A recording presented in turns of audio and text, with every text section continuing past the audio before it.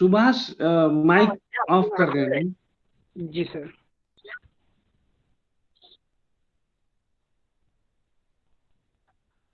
ठीक है, तो हम लोग देखते हैं भारतीय संविधान के अंतर्गत भाग 3 अनुच्छेद 25 से लेकर 28 पे, जिसमें हमने चर्चा की थी धार्मिक स्वतंत्रता का अधिकार के बारे में। तो धार्मिक स्वतंत्रता का अधिकार भाग 3 के अनुच्छेद 25, 26, 27 और 28 में बताया गया है, जिसके बारे में हमने पढ़ा था कल। अनुच्छेद 25 के बारे में, जो अंतःकरण की और धर्म को आपात रूप से मानने की स्वतंत्रता के बारे में बताता है। आज की क्लास में हम देखेंगे धार्मिक कार्यों के प्रबंध की स्वतंत्रता के बारे में, कि व्यक्ति को अपने धर्म के लिए संस्थाओं की स्थापना और पोषण और अपने धर्म विषयक कार्यों का प्रबंध करने का, जंगम और स्थावर संपत्ति के अर्जन और स्वामित्व का, और ऐसी संपत्ति का विधि के अनुसार प्रशासन करने का अधिकार होगा। तो आज हम देखेंगे 26-27 की चीजों को। तो हमने कल थोड़ा सा जो पढ़ा था उसको देख लेते हैं, कि अनुच्छेद 25 कहता है अंतःकरण की और धर्म की अबाध रूप से मानने और आचरण करने और प्रचार करने की स्वतंत्रता के बारे में। तो इसमें हमने देखा था कि धर्मनिरपेक्षता और पंथ निरपेक्षता में क्या बातें हैं, कि जो पंथ निरपेक्षता शब्दावली रखी गई ये विस्तृत अर्थों में है। ये 42वें संशोधन अधिनियम द्वारा 1976 में ऐड किया गया है, जो हमारे संविधान की प्रस्तावना के माध्यम से भी आपको समझ आता है। फिर धर्म क्या है इसके बारे में चर्चा की थी, कि धर्म क्या हो सकता है, तो इसके लिए एक केस को पढ़ा था, सेसम्मा बनाम तमिलनाडु का। फिर धर्म निरपेक्षता के बारे में सुप्रीम कोर्ट ने अपने निर्णयों के माध्यम से धर्म निरपेक्षता वर्ड को बताने का प्रयास किया था। तो इसमें पेरू चिथिनार बनाम तमिलनाडु का और एसआर बोम्मई बनाम भारत संघ के मामलों में हमने देखा था कि धर्म निरपेक्षता से तात्पर्य यह होता है कि एक धर्म ना होकर सभी धर्मों का समान आदर और सम्मान करना। तो इसलिए भारत का कोई राज्य धर्म नहीं है या राष्ट्र का कोई धर्म नहीं है, और यह धर्म निरपेक्ष है, ये सभी धर्मों को बराबर मानता है। फिर हमने देखा था कि जो धर्म की स्वतंत्रता है वो अंतःकरण की स्वतंत्रता और धर्म को आबाद मानने और आचरण प्रसार करने की स्वतंत्रता के बारे में है, जिसमें हमने ये केसों को देखा था, बीजो इमनवाल, एसपी मित्तल और रमेश बनाम भारत संघ और इस्माइल फारूकी का। फिर हमने देखा था कि कौन से निबंधन है जो आपकी स्वतंत्रता पर जो निबंधन लगाते हैं या प्रतिबंध लगाते हैं। तो कोई भी जब आप धर्म की बात करेंगे तो लोक व्यवस्था, सदाचार और स्वास्थ्य के हित में होना चाहिए। धार्मिक आचरण से संबंधित आर्थिक, वित्तीय, राजनीतिक या अन्य लौकिक क्रियाकलापों का भी नियम, और वह समाज कल्याण और समाज सुधार के खिलाफ नहीं होना चाहिए। तो उस आधार पर क्या है, किसी भी धर्म को के मानने की स्वतंत्रता आपको प्रदान की जाएगी। फिर आज हम लोग देखते हैं आपका अनुच्छेद 26, जो बताता है आपका लोक व्यवस्था, सदाचार और स्वास्थ्य के अधीन रहते हुए प्रत्येक धार्मिक संप्रदाय या उसके किसी अनुभाग को धार्मिक और पूर्त प्रयोजनों के लिए संस्था की स्थापना और पोषण का, अपने धर्म विषयक कार्यों का प्रबंध करने का, जंगम एवं स्थावर संपत्ति के अर्जन और स्वामित्व का, और ऐसी संपत्ति का विधि के अनुसार प्रशासन करने का अधिकार होगा। तो जो आपका धार्मिक स्वतंत्रता संबंधी ये जो एक ये विशिष्ट अधिकार है, जिसके अनुसार कोई भी प्रत्येक क्या है, यहाँ पे धार्मिक संप्रदाय है, जिसको मैंने आगे लिखा, आप देखिएगा धार्मिक संप्रदाय को। तो धार्मिक संप्रदाय और इसके किसी अनुभाग या विभाग के बारे में बताता है, कि धार्मिक वो है उसको क्या है, कि संस्थाओं की स्थापना करने के लिए, उनको क्या है कार्यों का प्रबंध करने का, उनको संपत्ति का अर्जन और स्वामित्व करने का, और उनको विधि के अनुसार प्रशासन करने का अधिकार प्रदान करता है। तो धर्म के लिए जो धार्मिक स्वतंत्रता है, तो उसमें धार्मिक संप्रदाय का अपना एक महत्वपूर्ण अंग है वो उसका, और वह बहुत ही महत्वपूर्ण भाग है उसका। तो हम देखते हैं कि धार्मिक संप्रदाय से हमारा तात्पर्य क्या होगा। तो जब हम धार्मिक संप्रदाय की बात करते हैं, तो जो आपकी जो ऊपर की जो लाइन है उसको ध्यान दीजिएगा, कि लोक व्यवस्था, सदाचार और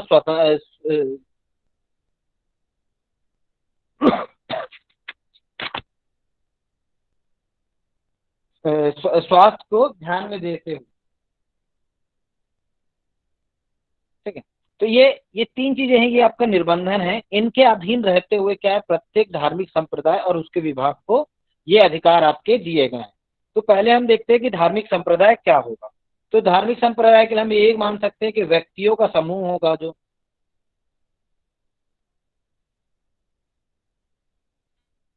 ठीक है, जो व्यक्तियों का समूह है, और जो तो एक विशिष्ट नाम के अंतर्गत संगठित होता है, और और वो किसी विभाग का हो। आर्थिक जो धार्मिक संप्रदाय का अर्थ जानने के लिए हम ऐसा समझ सकते हैं कि व्यक्तियों का ऐसा समूह जो एक विशिष्ट नाम के अंतर्गत संगठित होते हैं, और सामान्यतः एक धार्मिक संप्रदाय या संस्था होती है जिसका कोई धर्म विशेष से विश्वास होता है।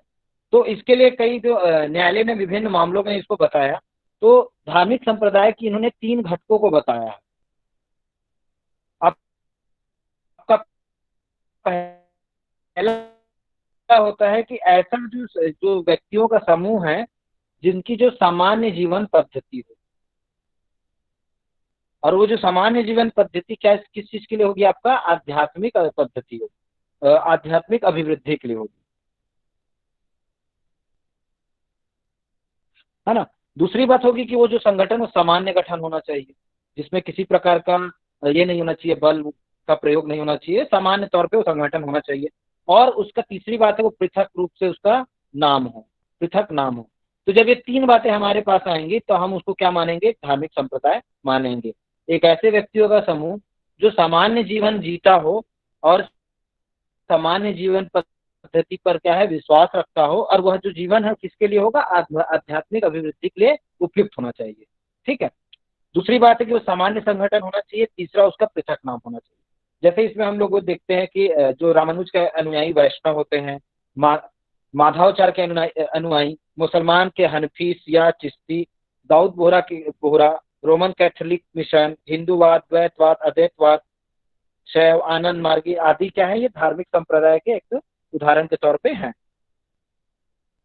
अब इसमें जो बात कही गई है तो यह आपकी चीजें क्या है कि धार्मिक संप्रदाय या उसके किसी अनुभाग को, तो ये जो संगठन होंगे उनको क्या अधिकार दिया गया है।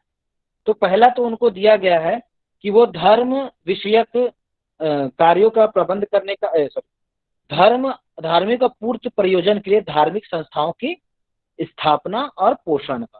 तो उनको क्या है कि वो धार्मिक संस्थाओं की स्थापना करते हैं और उसका पोषण। सर आपकी आवाज नहीं आ रही। संस्था, जो संस्था है और उसका पोषण है, ये दोनों एक दूसरे से जुड़ा हुआ है। पहले जब बनेगी क्या है, वो एक जब संस्था बनेगी या जिसकी स्थापना होगी उसी का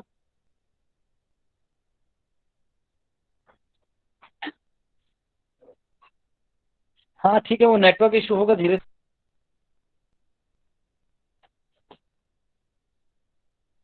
फिर हम लोग देखते हैं कि इसमें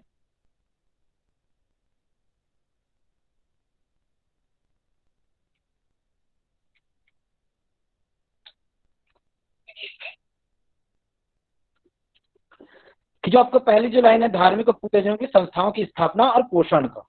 ठीक है। तो इसमें बताया गया कि जो स्थापना और पोषण क्या है, तो दोनों एक साथ जुड़े होते हैं, क्योंकि जब किसी चीज की स्थापना होगी तभी उसका पोषण होगा। और ये दोनों चीजें कौन कर सकता है, आपका जो धार्मिक संप्रदाय होंगे वो इन चीजों को करेंगे।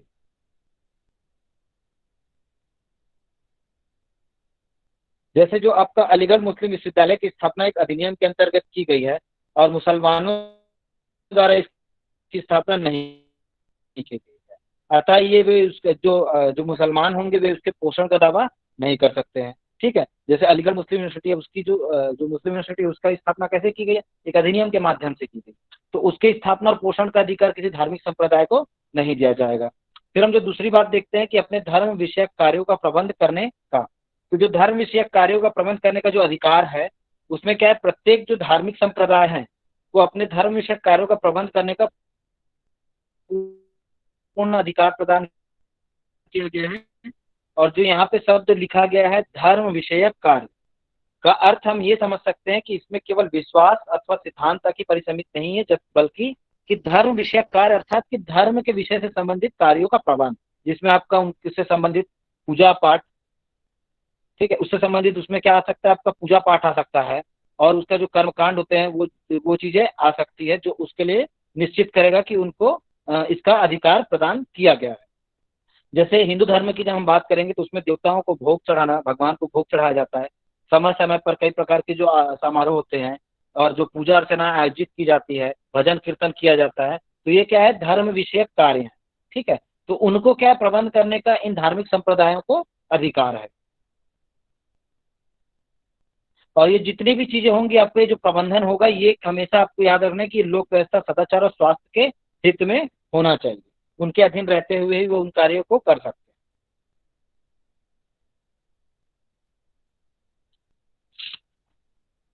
फिर हम देखते हैं कि जंगम और स्थावर संपत्ति के अर्जन और स्वामित्व का अधिकार। तो आपका जो बताता है कि संपत्ति अर्जित करने और उसका प्रशासन करने का अधिकार जो आपका 26 ग के द्वारा दिया गया है कि प्रत्येक धार्मिक संप्रदाय को क्या है, जंगम और स्थावर संपत्ति अर्थात चल अचल संपत्ति का अर्जन करने का और उसका स्वामित्व करने का। अर्जन मतलब उसको प्राप्त करने का, और उसका स्वामित्व का को प्रशासित करने का उसको अधिकार है। लेकिन आपको ये याद रखना है कि यह जो अधिकार है वो मर्यादित है, अर्थात कि जो ये संपत्ति का अर्जन और प्रशासन है ये विधि के अनुसार ही किया जा सकता है एवं लोक एवं सदाचार एवं स्वास्थ्य के आधार पर इस पर निर्बंधन लगाया जा सकता है। तो जैसे आपको इसके जो धर्म विषयक कार्य और स्थावर संपत्ति के तहत, जैसे जगन्नाथ मंदिर अधिनियम 1954, इसके माध्यम से क्या है कि मंदिर में जितने भी लौकिक क्रियाकलापों को प्रशासित किया जाता है और यह क्या है, संवैधानिक है। इस प्रकार हम देख सकते हैं कि जो धार्मिक संप्रदाय की संपत्ति के दुरुपयोग को रोकना है, उसके लिए प्रशासन जो होता है वो संबंधित जो प्रशासन होता है वो समय समय पर कई नियम कानून लाता है या विधियां लाता है, और यह प्रशासन संबंधित अधिकारों को समाप्त नहीं कर सकता, बल्कि उनको केवल और केवल क्या करता है, वो विनियम करता है कि जब इन संपत्ति का अर्जन किया है या स्वामित्व धारण किया है तो उसके संबंध में जो विधि बनेगी वो क्या करेगी, उनको नियंत्रित करेगी, ना कि उनके अधिकार को खत्म करेगी। तो इसकी चीजें हैं कि आपको ये अधिकार के माध्यम से प्रदान किया गया।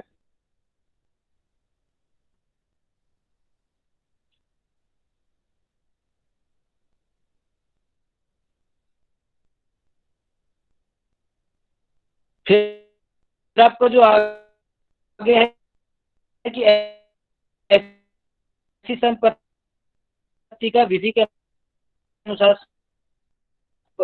प्रशासन करने का अधिकार होगा। तो ये जो भी संपत्तियां अर्जित की गई है वो हमेशा क्या है, प्रशासन के जो विधि के अनुसार जो प्रशासन है उसी के माध्यम से ये चीजें चलेंगी। कभी भी आप उसके खिलाफ नहीं जा सकते हैं, और जो विधि अनुसार जो सही होगा उसी के अनुरूप आपको कार्य करना। तो ये जो आपका 26 है वो क्या है कि लोक व्यवस्था, सदाचार और स्वास्थ्य के अधीन रहे प्रत्येक धार्मिक संप्रदाय और उसके अनुभाग या विभाग को आपको स्थापना और पोषण करने का, कार्यों का प्रबंध का, संपत्ति के अर्जन का और स्वामित्व का और विधि के अनुसार उसका प्रशासन करने का अधिकार प्रदान किया गया है। फिर हम देखते हैं 627 जो बोलता है कि किसी विशिष्ट धर्म की अभिवृद्धि के लिए करों के संदेह के बारे में स्वतंत्रता। तो यहाँ पे क्या है कि जो 27 है वो किस प्रकार की जो धार्मिक स्वतंत्रता के तहत ही है कि किसी विशिष्ट धर्म के लिए अभिवृद्धि मतलब उसके विकास, उसके प्रचार प्रसार और जो भी उससे संबंधित चीजें होंगी कि उसकी जिससे वृद्धि हो सके, वो करने के लिए करों के संदेह के बारे में स्वतंत्रता। तो कोई भी विशिष्ट धर्म के अभिवृद्धि के लिए किसी भी प्रकार का कर का संदेह या टैक्स आपको इम्पोज नहीं किया जाएगा या नहीं देना पड़ेगा। तो ये क्या कहता है कि किसी भी व्यक्ति को ऐसे करों का संदेह करने के लिए बाध्य नहीं किया जाएगा जिनके आगम किसी विशिष्ट धर्म या धार्मिक संप्रदाय की अभिवृद्धि या पोषण में व्यय करने के लिए निर्दिष्ट रूप से विनियोजित किया जाता है। तो ये क्या बातें हैं आपकी कि देखिए कोई भी देखो धर्म के अभिवृद्धि के लिए क्या नहीं होगा, आपका कर नहीं लगाया जाएगा। जब आपको लगता है कि किसी के जो कर व्यवस्था जो है, कर हमेशा कौन करती है, सरकार कर हमेशा लगाती है। तो ये कर जो है वो किसी धर्म विशेष के लिए, उसकी वृद्धि के लिए, उसकी किसी धार्मिक संप्रदाय की अभिवृद्धि के लिए या उसके पोषण के लिए कोई भी प्रकार का कर नहीं लगा सकता। ये राज्य का के ऊपर ये निर्बंधन लगाया गया है कि राज्य किसी भी धर्म विशेष के उत्थान के लिए करोड़पण नहीं कर सकता है।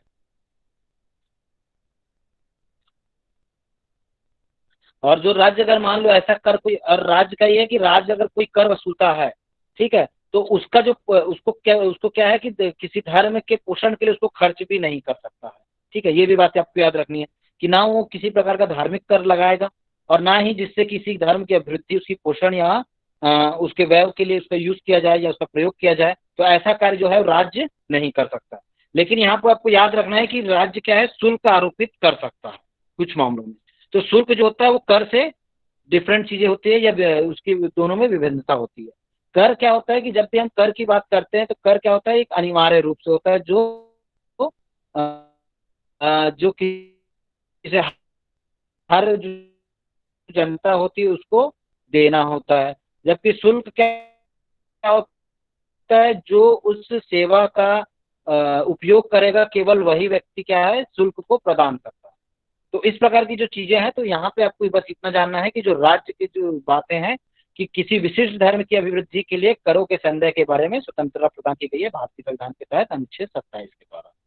तो ये किसी भी व्यक्ति को ऐसे करों का संदेह करने से बाध्य नहीं किया जाएगा, बोलता है, जो किसी विशिष्ट धर्म या धार्मिक संप्रदाय की अभिवृद्धि या पोषण में व्यय करने के लिए विनिर्दिष्ट रूप से विनियोजित किए जाते हैं। फिर जब हम देखते हैं 28, ये बताता है कुछ शिक्षा संस्थाओं में धार्मिक शिक्षा या धार्मिक उपासना में उपस्थित होने के बारे में स्वतंत्रता के बारे में। तो ये जो बातें लिखी गई है कि 28 को पढ़ते एक बार हम लोग कि क्या कह रहा है कि कुछ शिक्षा संस्थाओं में धार्मिक या धार्मिक उपासना में उपस्थित होने के बारे में स्वतंत्रता। तो उन शिक्षण संस्थानों के बारे में बात कर रहा है जहां धार्मिक शिक्षा दी जाती है, धार्मिक उपासना में उपस्थित होने के बारे में स्वतंत्रता प्रदान की गई है कि आपको कभी भी किसी शिक्षा संस्थानों में यदि धार्मिक शिक्षा धार्मिक उपासना के नाम पे उपस्थित होने के लिए बाध्य नहीं किया जाएगा, आपको इससे स्वतंत्र रखा जाएगा। तो ये क्या है कि इसमें जो आपकी जो बातें की गई है, ये 4 प्रकार की संस्थाओं की बात की गई है। पहला आपका राजनिधि किससे पूर्णतः पोषित, किसी शिक्षा संस्थान में कोई धार्मिक शिक्षा नहीं दी जाएगी बोलता है। दूसरा कहता है कि खंड 1 की कोई बात ऐसी शिक्षा संस्थानों को लागू नहीं होगी जिसका प्रशासन राज्य करता है, कि जो किसी ऐसे विन्यास या न्यास के अधीन स्थापित हुई है और जिसके अनुसार उस संस्था में धार्मिक शिक्षा देना अनिवार्य है। तीसरा है कि राज्य से मान्यता प्राप्त या राज्य निधि से सहायता पाने वाली शिक्षा संस्थाओं में उपस्थित होने वाले किसी व्यक्ति को ऐसी संस्थाओं में दी जाने वाली धार्मिक शिक्षा में भाग लेने के लिए या ऐसी संस्थाओं में या उसके संलग्न स्थान में की जाने वाली धार्मिक उपासना में उपस्थित होने के लिए तब तक बाध्य नहीं किया जाएगा जब तक कि व्यक्ति ने या यदि वह अवयस्क है तो उसके संरक्षक ने इसके लिए अपनी सहमति नहीं दे दी है। तो ये जो है आपका 28 वो है राज्य पोषित शिक्षा संस्थाओं में धार्मिक शिक्षा या उपासना का प्रतिषेध के बारे में। इसको हम ऐसा समझते हैं जो आपका अनुच्छेद 28 है।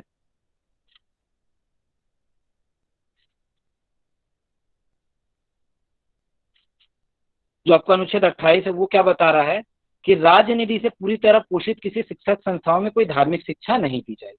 तो क्या है, राज्य पोषित अर्थात जिसका पोषण कौन कर रहा है, राज्य दे रहा है, या जिसका वह खर्च का वहन कौन कर रहा है, राज्य कर रहा है। तो वहां पे क्या है, आपकी कोई भी धार्मिक धर्म की शिक्षा वहां पे नहीं दी जाएगी। पहली बात है आपको। ठीक। दूसरा है कि राज्य द्वारा जो पूरी तरह से पोषित है उसमें शिक्षक नहीं दी जाएगी। फिर जो आपका राज्य द्वारा मान्यता प्राप्त संस्थाओं के बारे में बात करता है।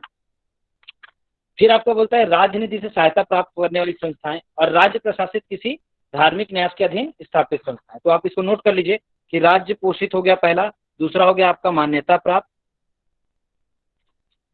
तीसरा आपका हो जाएगा राजनीति से सहायता प्राप्त, और चौथा आपका हो जाएगा राज्य प्रशासित किंतु धर्मस्व या न्यास के अधीन स्थापित संस्थाएं। तो आपको यहाँ पे याद रखना है कि जहाँ पे राज्य पूर्णतः पोषित करेगा धार्मिक शिक्षा को, ठीक है, वहां पे क्या होगा कि आपका जो है कि यहाँ पे तो पहली बात आपकी धार्मिक शिक्षा बिल्कुल नहीं दी जाएगी जहाँ पे राज्य पोषित होगा। उसका जो आपका मान्यता प्राप्त है राज्य या सहायता प्राप्त है, उसमें क्या है कि उसमें क्या है, धार्मिक शिक्षा दी जा सकती है। ठीक है, इन संस्थाओं में क्या है, धार्मिक शिक्षा दी जा सकती है यदि क्या है कि उसमें कि लोग उसमें इसके लिए सम्मति देते। ठीक। तीसरा जो चौथा कैटेगरी है, जो अंतिम कैटेगरी है, इस श्रेणी में जितने भी संस्थाएं हैं उसमें धार्मिक शिक्षा देने के लिए कोई प्रतिबंध नहीं है, क्योंकि ये राज्य द्वारा पोषित नहीं है, केवल राज्य के द्वारा प्रशासित है। कि कोई भी जो संप्रदाय या संघ संस्था होती है वो राज्य द्वारा ही प्रशासित होती है, उसका केवल प्रशासन उसके द्वारा होता है, लेकिन जो उसके जो धर्मस्थ या न्यास है उसके अधीन वो संस्थाएं का स्थापना की गई है। जो भी ट्रस्ट होगा उसके माध्यम से वो संस्थाएं बनी है, तो वो संस्थाएं अपने हिसाब से वहां धर्म की शिक्षा दे सकती है। तो ये क्या होगा, आपका धर्म की शिक्षा की यहाँ पे अनुमति प्रदान की गई है। तो जो आपका 28 आपको समझ आ गया होगा कि धार्मिक शिक्षा या उपासना में उपस्थिति के बारे में स्वतंत्रता है। तो ये चीजें आपकी थी 28 से लेकर